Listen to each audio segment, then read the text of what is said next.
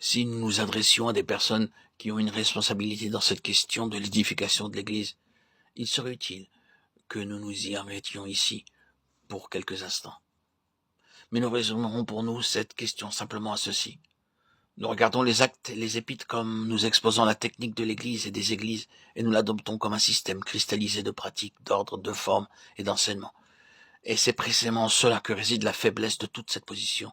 La technique de l'Église est devenue une chose en soi, et le Seigneur Jésus a été oublié et perdu. Je me demande si nous saisissons bien ce que je veux dire par là.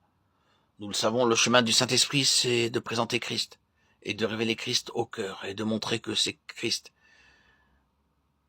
que Christ est un ordre céleste. Non pas que les épîtres présentent comme dans un manuel un ordre céleste, mais Christ est cet ordre.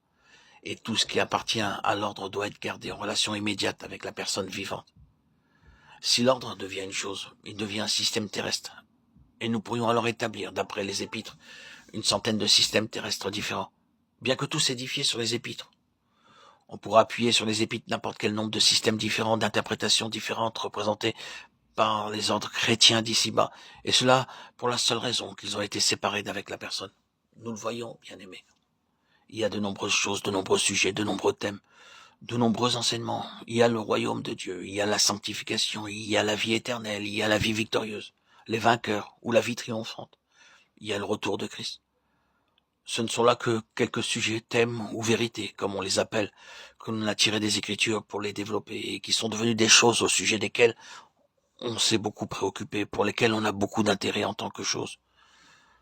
C'est ainsi que certaines personnes se groupent autour d'un enseignement sur la sanctification.